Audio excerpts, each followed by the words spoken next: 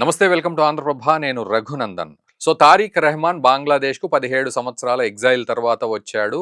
ఆయన రేపు కాబోయే పీఎం బంగ్లాదేశ్కి అని చాలామంది అంటూ ఉన్నారు. అయితే ఆయన వస్తే భారతదేశానికి మంచి జరుగుతుందేమో. ఎందుకంటే ఇప్పటివరకు మొహమ్మద్ యూనిస్ ప్రభుత్వం ఎటూ పనికి రాకుండా పోయింది. భారతదేశంలో కుట్రలకు తప్ప ఎందుకు పనికి రాలేదని.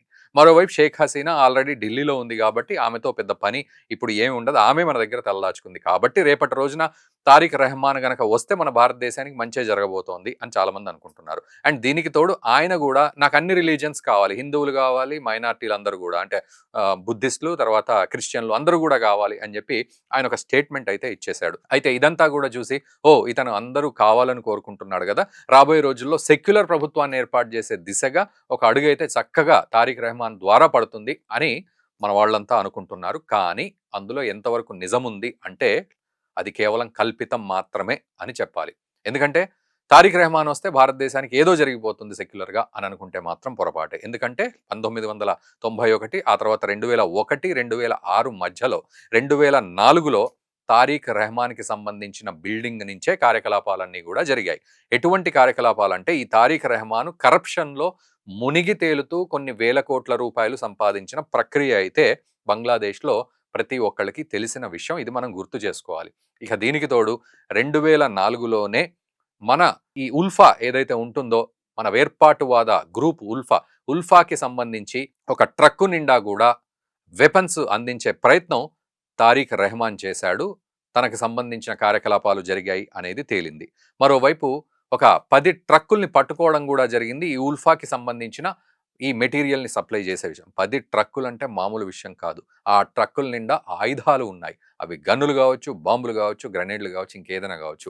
సో వీటన్నింటిని కూడా తారిక్ రెహమాన్ కనుసన్నలు కూడా కాదు, తారిక్ రెహమాన్ ఆదేశాలతోటే వీటన్నింటినీ కూడా అటు సప్లై చేయడం జరిగింది ఉల్ఫాకి. ఆ మధ్యలో వీటిని ఆపడం కూడా జరిగింది అనేది మనకు తెలుస్తోంది. సో ఈ రకంగా తారిక్ రెహమాన్ విషయానికి వస్తే బంగ్లాదేశ్లో ఒక కరప్టెడ్ ఫెలో ఖలీదా జియా, ఆవిడ్ని అతను ఈ 17 సంవత్సరాల తర్వాత లండన్ నుంచి పరిగెత్తుకొచ్చేసి బంగ్లాదేశ్లో అడుగుపెట్టి ఖలీదా జియా వాళ్ళ అమ్మను కలిసి ఆశీర్వాదాలు తీసుకొని ఆ తర్వాత జియావుర్ రెహమాన్ వాళ్ళ ఫాదర్ సమాధి వద్దకు వెళ్ళి నివాళులర్పించి ఎస్ కాబోయే పిఎంని నేనే అని చెప్పి దండం పెట్టేసుకొని అతను వచ్చేసి చక్కగా సెక్యులర్ మాటలన్నీ మాట్లాడే ప్రయత్నం కొంచెం కొంచెంగా చేస్తున్నాడు. కానీ దట్ ఈజ్ నెవర్ పాసిబుల్. ఎందుకంటే ఇదే బిఎన్పి జమాతే ఇస్లామీ అనే సంస్థతోటి పొలిటికల్గా అంటకాగి రాజ్యమేలిన చరిత్ర ఉంది ఈ బిఎన్పికి. బంగ్లాదేశ్ నేషనలిస్ట్ పార్టీ, దానికి యాక్టింగ్ చైర్మన్గా తారిక్ రెహమాన్ ఉన్నాడు.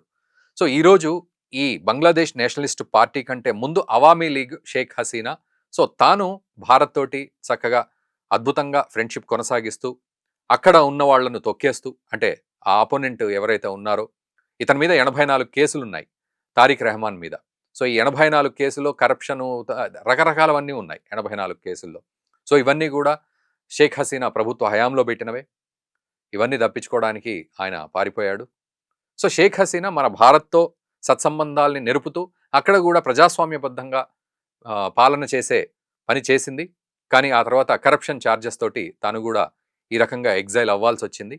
ఇదొక ఎత్తు అయితే, మనం అనుకున్నట్టుగా తారిక్ రెహమాన్ గనక వస్తే అటు బంగ్లాదేశ్ నేషనలిస్ట్ పార్టీ గనక రేపు ఫిబ్రవరి 12 ఎలక్షన్లలో చక్కగా గెలిచి ఒకవేళ ఇండిపెండెంట్గా పూర్తిగా మెజార్టీతో గెలిచినట్లయితే అప్పుడు ఇండివిజువల్గా డెసిషన్స్ తీసుకునే పరిస్థితులు అయితే బిఎన్పికి ఉంటాయి.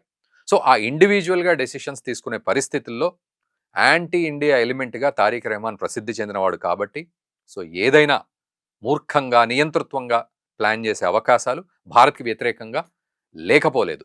ఇదొక పాయింట్ అయితే, ఒకవేళ ఆ మెజార్టీ కనుక రాకపోయి బిఎన్పి మీద అనుమానంతోటో లేకపోతే ఏదో 17 సంవత్సరాల తర్వాత వచ్చాడు, ఓటు హక్కు కూడా ఆయన ఈరోజు కల్పించుకున్నాడు, వెళ్ళి అతనికి ఓటు హక్కు కూడా లేదు, కల్పించుకున్నాడు. సో ఈరోజు వచ్చాడు, మరి రేపు నిలబడుతున్నాడు పిఎంగా, సో మేము ఓటు వేద్దాము చూద్దాము ఇతని పరిస్థితి అని గనక అంటే జమాతే ఇస్లామీ కనుక ఇంకా ఎక్కువ సంఖ్యలో ఓట్లు సీట్లు గనక గెలుచుకున్నట్లయితే ఒక సంకీర్ణ ప్రభుత్వం ఏర్పడే అవకాశం ఉంటుంది. దీనికి తోడు ఇండిపెండెంట్గా స్టూడెంట్స్ నిలబడే అవకాశాలున్నాయి. మరోవైపు అవామీ లీగ్ పార్టీని బ్యాన్ చేసినప్పటికీ దానికి సంబంధించిన నేతలు ఎవరైతే అక్కడ ఫేమస్ అయ్యి ఉంటారో వాళ్ళు అవామీ లీగ్ తరఫున నిలబడలేకపోతే ఇండిపెండెంట్గా నిలబడే అవకాశాలు, గెలిచే అవకాశాలు కూడా ఉన్నాయి.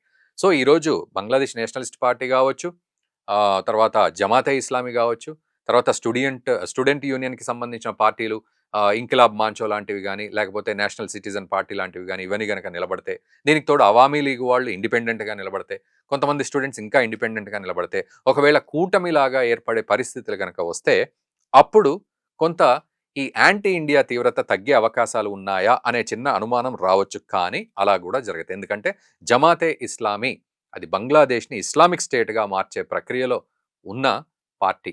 పాకిస్తాన్ బ్యాక్డ్ పార్టీ అది. పాకిస్తాన్‌తో సత్సంబంధాలున్న పార్టీ జమాతే ఇస్లామీ. అది గనక ప్రభుత్వం హయాంలో గనక ఉన్నట్లయితే ఖచ్చితంగా యాంటీ ఇండియా ఎలిమెంట్‌గానే అది హైలైట్ అయ్యింది, అవుతుంది, అవ్వబోతుంది గూడా. సో, ఈ రకంగా తారిక్ రెహమాన్ గనక రేపు అధికారంలోకి ఇండివిడ్యువల్‌గా వస్తే అతను చేసే మంచి భారతదేశానికి ఏమీ లేదు. ఒకవేళ ఈ హంగ్ ప్రభుత్వంలాగా వీళ్ళంతా కలిసి ఒక కూటమి ప్రభుత్వం వస్తే జమాతే ఇస్లామిక్ అతన్ని నిద్ర గూడా పోనివ్వదు. యాంటీ ఇండియా రూపంలో అతన్ని నిలబెడుతూ ఉంటుంది. సో, ఇప్పుడు చెప్పండి.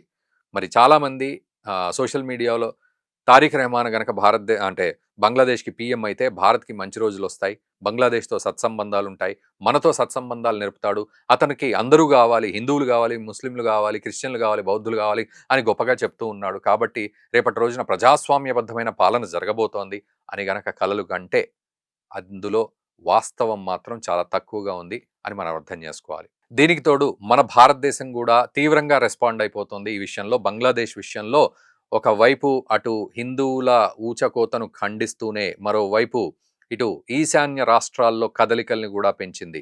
మనం స్ట్రాటజీ తోటి ఈశాన్య రాష్ట్రాల్లో ముందుకు వెళ్తున్నాం. ఎందుకంటే నేషనల్ సిటిజన్ పార్టీకి సంబంధించిన హుస్నత్ అబ్దుల్లా అనేవాడు ఒక కీలకమైన వ్యాఖ్య చేశాడు. మనం ఆ వీడియో చేశాం. కోడి మెడను విరిచిపడేస్తాం అని చెప్పి చికెన్స్ నెక్‌ని సిలిగురి కారిడార్‌లో ఉన్న ఆ చిన్న ప్రాంతాన్ని మేము అక్కడ కట్ చేసి పడేస్తాం ఈశాన్య రాష్ట్రాలకు లింకు లేకుండా భారత్‌తో అని చెప్పి వాడు బాగా బెదిరించాడు. సో, ఈ నేపథ్యంలో భారత్ కూడా తీవ్రమైన దీనికి సంబంధించి గట్టిగానే రెస్పాండ్ అయ్యే ప్రయత్నంలో ఉంది. దీన్ని మన సెక్యూరిటీకి సంబంధించిన థ్రెట్‌గా దీన్ని భావిస్తూ అడుగులు వేస్తోంది. ఈశాన్య రాష్ట్రాల్లో మన కదలికలు ఉన్నాయి. త్రివిధ దళాల కదలికలు ఉన్నాయి కరెక్ట్‌గా చెప్పాలి అంటే. సో, ఈ నేపథ్యం ఒకెత్తైతే సంవత్సర కాలంలో 2900 ఇన్సిడెంట్లు అయ్యాయి. ఏది? మైనారిటీల మీద దాడులు బంగ్లాదేశ్‌లో 2900 ఇన్సిడెంట్లు. ఇది మన భారత ప్రభుత్వం చెప్తోంది. సో, ఇన్ని ఇన్సిడెంట్లు జరిగితే ఇది ఖచ్చితంగా అక్కడున్న మైనారిటీలను తొక్కిపడేయడానికే చేస్తున్న పని. మరోవైపు అక్కడ షేక్ హసీనా మీద గ్రెనేడ్ విసిరిన సంఘటన గావచ్చు. తర్వాత ఇంకొక కీలకమైన విషయం ఏంటంటే తారిక్ రెహమాన్ ప్రభుత్వం అంటే ఈ బీఎన్‌పీ ప్రభుత్వం అధికారంలో ఉన్నప్పుడు అక్కడున్న మైనారిటీల మీద విపరీతమైన దాడులు జరిగినాయి. రోజువారీ కార్యక్రమాల్లాగా దాడులు జరిగినాయి. సో, ఎక్కడా గూడా దాడులు తగ్గిన పరిస్థితి అటు బీఎన్‌పీ విషయంలో గావచ్చు, ఇటు ఈ రోజు విషయంలో గూడా గావచ్చు. 2900 ఇన్సిడెంట్లు సంవత్సరం పొడుగుతా అంటే అది చాలా పెద్ద విషయం. మరి ఇటువంటి సంఘటనలు జరుగుతున్న నేపథ్యంలో బంగ్లాదేశ్ సెక్యులర్‌గా మారుతుందా? లేకపోతే జమాతే ఇస్లామీ, బీఎన్‌పీ, తారిక్ రెహమాన్ లాంటి వాళ్ళ ఆధ్వర్యంలో ఇంకా మనకు సెక్యులర్ కాదు శత్రువుగా మారుతుందా అనేది మీరు కామెంట్ చేయండి.